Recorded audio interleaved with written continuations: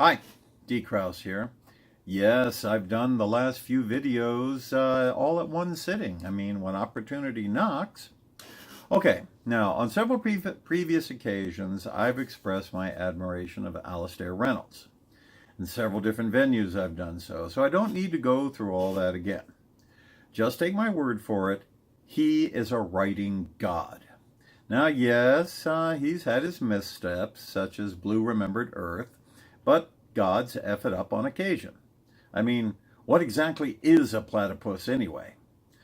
But there is no effing up in this book, House of Suns. It is expected Reynolds.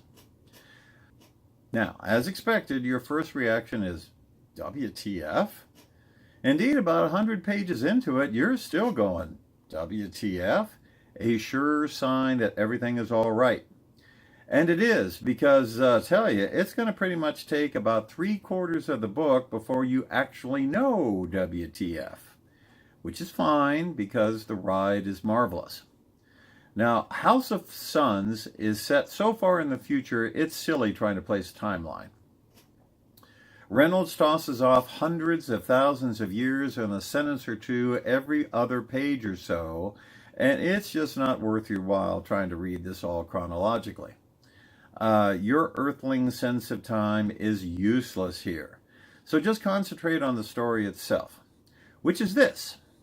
Two Shatterlings, clones, of the Gentian line, which is a specific group of clones that has spread through the galaxy over a few million years, named Campion and Purslane, that's the name of the two clones involved here, that is, F up a business deal involving a star dam placed to contain a supernova near a race of centaurs' home world.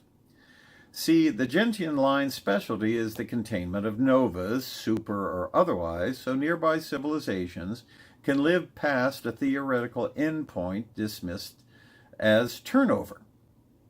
There's even a program that predicts standard turnover for the millions and millions of human civilizations that rise and fall during the time period that an average Gentian clone such as Purslane is having dinner.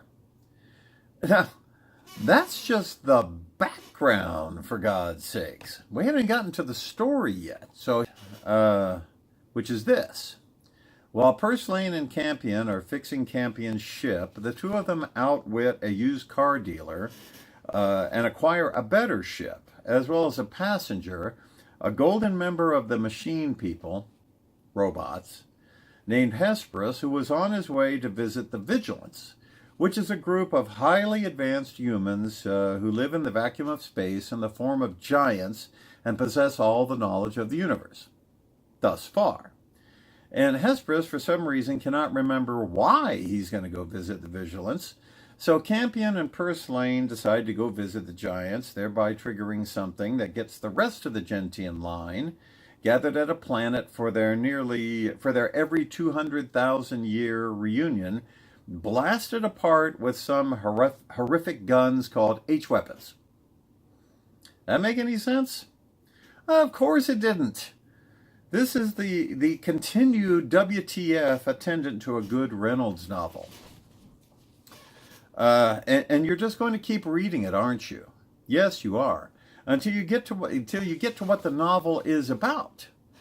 Somewhere towards the end of the book, at which point you'll go, aha! This is a prequel for the Revelation Space series. And you'll be wrong. And you won't care because it was a great ride. Now, admittedly, I was halfway tempted to throw the book across the room somewhere in the first 50 pages because it felt too silly. Centaurs? Bad business deals? What is this, Dr. Seuss meets George Lucas?